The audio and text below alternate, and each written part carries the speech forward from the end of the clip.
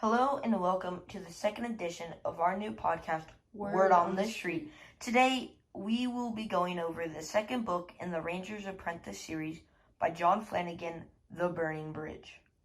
Alright, so I'm just going to quickly review the plot of the book and then we'll go more in depth about our thoughts. So, the book opens with Will and Halt in the ranger cabin, and then Gillen comes along in the middle of the night, tells them that they need to go on a mission to Celtica, the neighboring country, to give some information about the upcoming war with Morgorath. But they need a third person because of Celtic tradition, so it becomes Gillen. Or should you say Celtic suspicions? Yeah, because it's a book that's very much based on like intrigue and suspicion. And mystery. And mystery. So Will, Gillen, and Horace all travel to Celtica to meet the king, I'm pretty sure, but then they notice that everything is deserted and there's no people. And then they come across this girl, and she tells them that Morgorath's army of wargles has been capturing all the miners and sending them away to build something, but they don't know what. So Gillen rides off, he leaves them so he can go talk to the king, and leaves them to investigate. And they realize that the wargles, who are these big, brutish creatures that Morgorath has, they're building a huge bridge to cross this fissure so that they can attack the kingdom. And so one of them, I think it's Horace, rides away to warn them all, while Will and Evelyn stay behind to burn the bridge, hence the name. Unfortunately, they get captured in the process, sacrificing their lives, really, we'll see, for the good of the kingdom. And then Morgorath ends up invading, but luckily Horace, the young 16-year-old knight, is able to kill him in single combat, breaking his mind control over all the wargles and winning the war. That's what happens in this book. Feel free to read it. You should if you're listening to this podcast. And now, Patrick here is going to go over his overall thoughts of the book. So, my thoughts of this book is I'm just still amazed at how John Flanagan decides to come up with these mysterious things and just put in these little things that what's the word for foreshadowing? Yeah, foreshadowing. He does a lot of foreshadowing in these books, and I think it's really cool because whenever he adds foreshadowing, it adds a little bit of action, so it doesn't get too boring. I mean, at some parts it will get just a tiny bit boring, and then it picks up, but it really picks up in the end, and that's probably my favorite part, is the end. Yeah, was there any one specific area or point where he foreshadowed something that you noticed? Well, it wasn't really a foreshadowing situation. It was more of just like a secret, you could say. Yeah.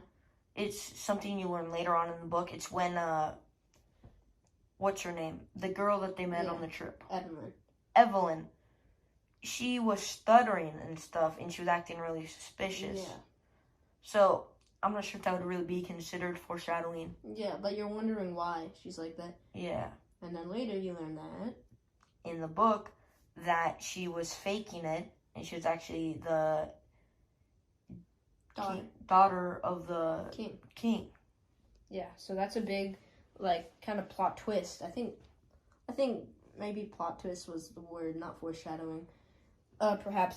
Yeah, I liked it. I agree. It does drag a little bit in the middle when they go on their mission to Celtica, and a lot of the pages are just about writing. But when it gets into the intrigue part about, what are the wargles doing? Why are there no people living here? You start to get excited because you know that obviously the war is going to happen in this book because that's how it was advertised, and then you just keep reading and it gets closer and closer, and then at the end it culminates into this epic thing where Will and Evelyn are trapped. They're trying to burn the bridge, but they're being attacked simultaneously, and then Horace is trying to spread the word, and Halt is leading a secret force to cut off Scandians who are attacking them, and then at the very end, Horace kills Morgorath. The war is won. Wasn't Thorntree Forest, the place Halt was leading the army, basically impossible? Yeah. To get through. But somehow, Halt never lets us down. Yeah, he never lets us down. Even when he's not, talking, he's epic. And even then, he came up with an idea on the fly to dress up as the Scandinavians after they absolutely demolished them in a fight. So that Morgoth and the Wargles would advance. Yeah. Because no one knew if the Scandians or Halt had won their secret battle. So then when Halt's army came dressed up as Scandians, Morgoth was like, okay, let's attack. You know, we have them on two fronts, but secretly it was Halt. And so now the good guys what's really weird had them on two fronts. Is that Morgoth didn't look at the armor, he looked at the weapons they were holding. And the horned helmets. And the horned helmets, yeah. So Halt's just so good at predicting, you know, how people will think and stuff. That's, honestly, that leads into a great part. One of the best part of the book is, like, Halt and the characters in general. I think there are a lot of good, like joking moments and, like, banter moments. I especially thought of Gillen as my favorite character. What would you say? You know, I think in this book, I would have to say Horse, just because of what he does. Just the duel with Morgoth, one-on-one, stepping up to the plate. Everyone thinks he's going to die. Everyone thinks he's about to get demolished. And Halt said not to worry. Halt's just like, yeah, Horse isn't going to lose. Even though Morgoth has had years and years of training and solitude, being basically a professional swordsman. Horus, just a trainee. Yeah. And he beats him. Yeah, because Morgoth and the good guys, they agreed to fight it out in single combat, and the winner wins and the other dude surrenders. And Horus stepped up and challenged him before anyone could stop him. And they're like, no, wait, don't do that. And Morgoth's like, too late. Rights of chivalry, you know? Because they all operated on this code of honor. Mm-hmm. You gotta go through with the challenge. So Horus challenged him, and everyone's like, dude, you're gonna die. But then he wins, and it's awesome. And Morgoth had all the Wargles bent to his mind. So they did whatever he thought. And when he died, obviously... They just scattered. They didn't know what to do. They became like animals, really. Wild animals. Untamed animals. Yeah, but they were kind of like... Animals that are in the wilderness. Yeah, that's basically what they were and what they are. So that's what happened in the book. But then the real heart-wrenching moment is at the very, very end. The conflict is over. You think, yay, we won. And then it turns to Halt. And he realizes that they're still missing Will and Evelyn, who now everyone knows is the king's daughter. So he goes... Not quite everyone. Not quite everyone, but the king knew. Halt knew when he told him in the tent. And so he wants to go after Will. But there are still duties to do. They have to round up all the Wargles, have to hunt down Morgoth's followers who deserted. So he's not allowed to just go off willy-nilly hunting down the Scandians who captured Will and Evelyn. But he does anyway, gets banished from the kingdom, and then what happens next is just gut-wrenching. Really sad. Yeah, I was asking you to elaborate on what happens. Oh, so Halt, you know, he sees, and then he starts running. He sees one of the dead Scandinavians, or almost partially dead, helps him with his honor of dying with his weapon in hands. Yeah. And then he was wondering if he knew where Will was, and he said, well, what did he say? Like ship or something like that? Yeah, he told them where they were taking, in return for Halt handing him his weapon so he could die with a weapon in his hand. He told them where the Scandians were going. And that led Halt to the sea. Which only could be passed by the Scandinavians and the Rangers because it was a secret path that you had to go through. Yeah. And he tracked him down, and he saw the boat just being like anchored up, and they're starting to leave. And he's sprinting into the water. And starting to shoot arrows. Shooting arrows left and right at all the people. And then the Scandians are like, row, row, row. And it's so epic. And then he's like, Will, I'll find you now. And he just barely, like by the skin of his teeth, misses. Like he could have saved him, but he barely didn't. It was really close. Anyway, so our next story, another part I would like to say is when Will sneaks into, this is more near the middle of the book, when it is just starting to pick up.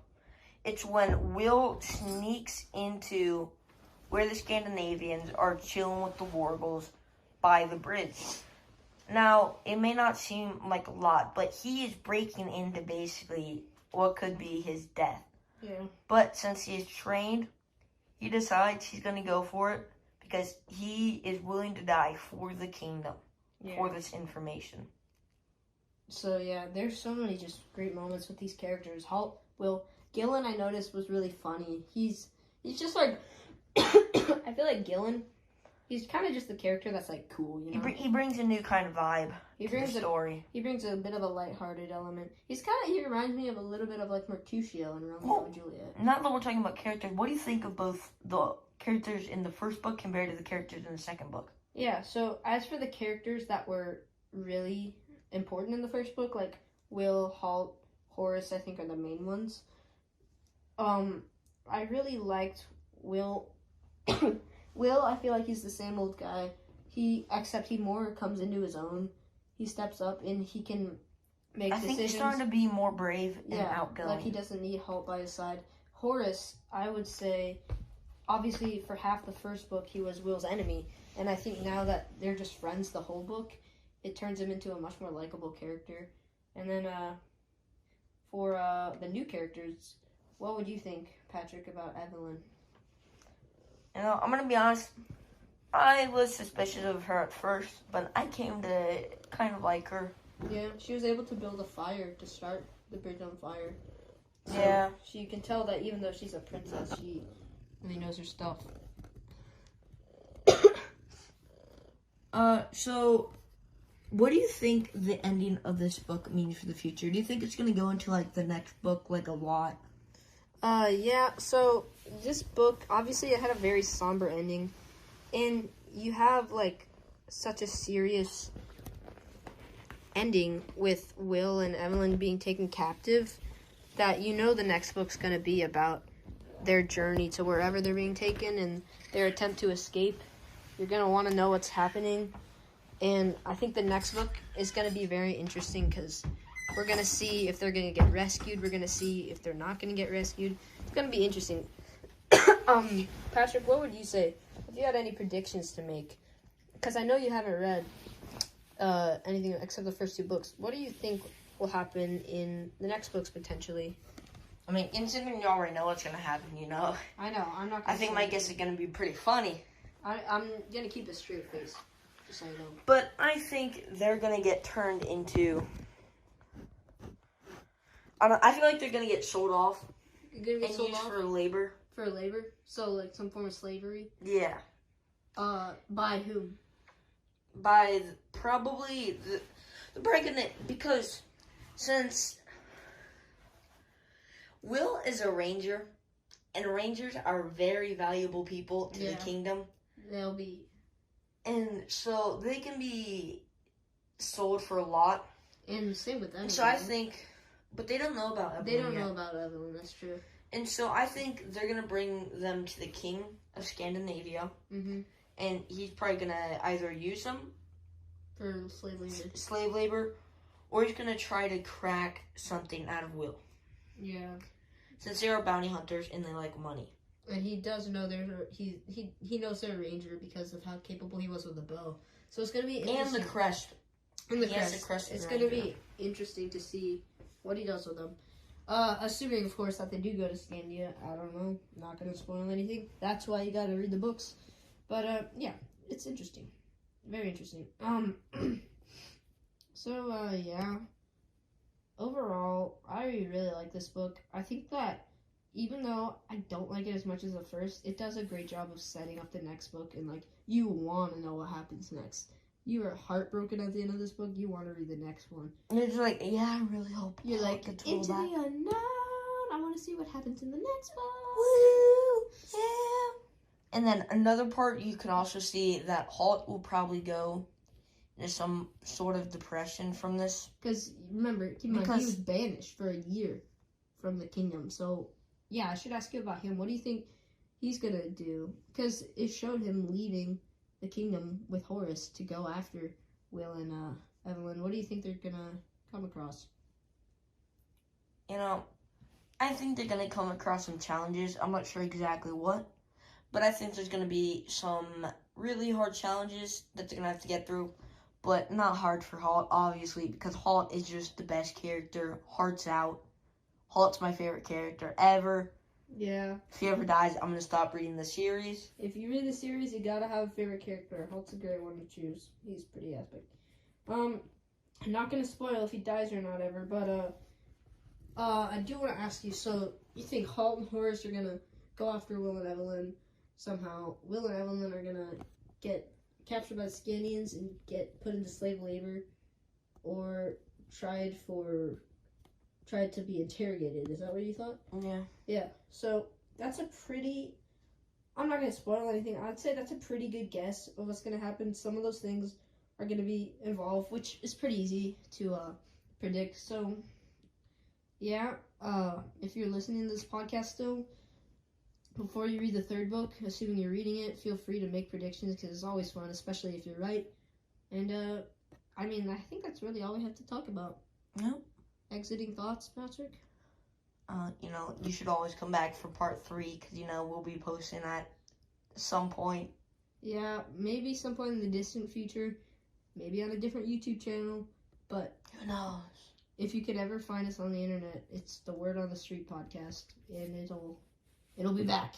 I'll be back. I will be back. But yeah, this is a fun podcast, just like it's a fun series. Who knows? Maybe next time we'll do a podcast about something completely different than a book series. Maybe we'll be like, I don't know, we can do anything. Chicken nuggets.